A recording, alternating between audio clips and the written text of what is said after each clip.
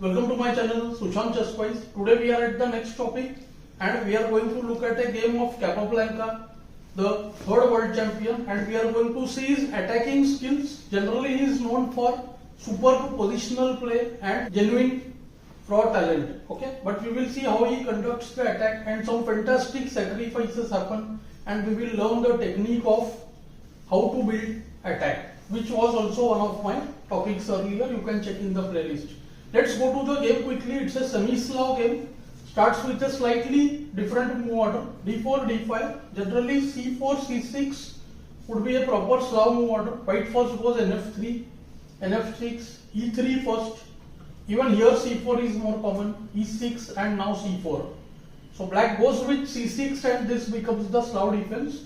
Slightly passive setup because already E6 is played, means it's actually a semi-Slav.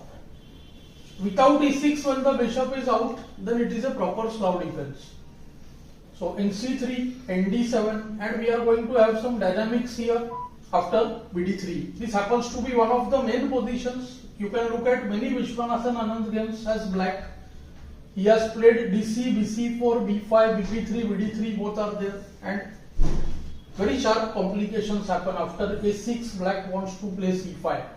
So in this game, black actually mistimes the thing. He goes with BD6, looks like a natural move.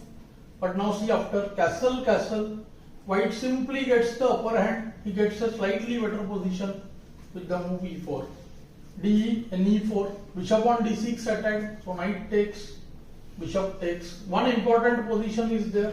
Here black should have played the move C5. Very important in these kind of positions. Black needs to activate the C8 bishop. So either E5 or C5, one of them is required. Maybe E5 is very bad here, it will block his own bishop. E5, D5, maybe white will be better. Even in E5 we can see the tactical line DE5, knight E5, knight E5, BE5, and then see loose bishop on E5. So BH7, KH7, Queen H5 check takes the bishop on E5. So white will be pawn up. So E5 is of course outright mistake. Here in the game, black didn't play C5 but went NF6. Looks like a very important gain of tempo, but see, bishop remains on this diagonal, and see, after bishop C2 we can make out white has a superb play. The knight on D7 in fact has lost the control of E5 and C5. So the move NF6 was indeed not that great, and we see a typical plan, white going with BG5 and QD3. Then one of the pawn will be forced to move on the king side. This is our today's theme actually. First, white will force black to move one pawn on the king side and then force the second pawn. As soon as the second pawn is moved, the defenses collapse. We will see how. Black went H6, avoiding BG5 and QD3. So now white goes with the other very standard plan. He goes B3.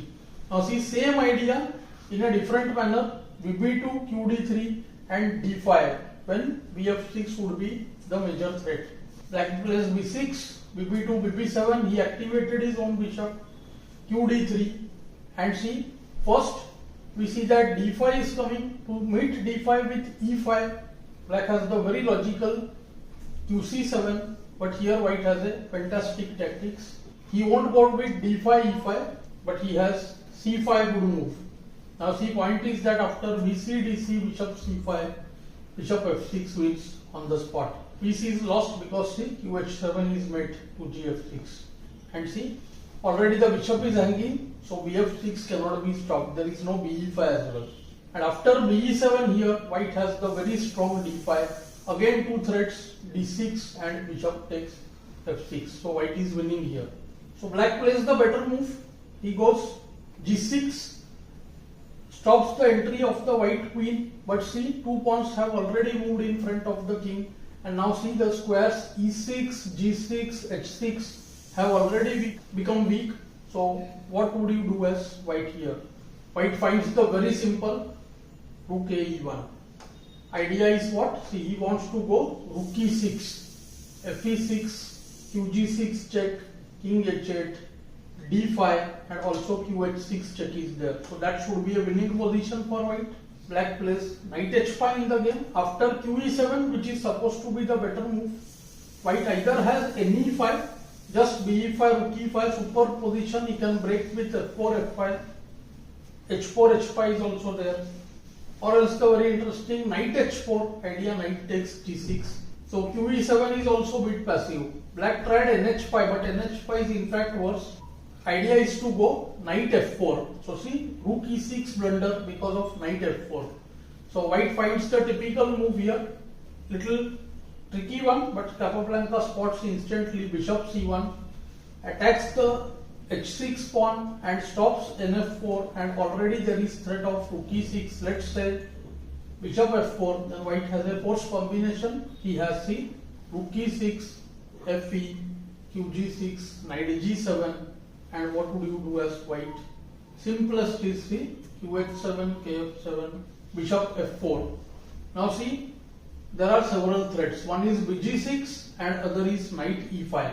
g6, kf6, e5 is a major threat. If rook h8, then also see knight e5 check, kf6, qg6, ke7, qg7, and mate next move. Because ke8 then qf7 mates, and kd6 then the knight can be just moved and a discovered check. So the opponent goes kg7 covering g6 and h6 properly, but still see, white has the winning move. By now you must have understood rook takes e6. Simple tactic, but see, there is a main defense here. After fe, of course, qg6, qh7 mates. So knight f6.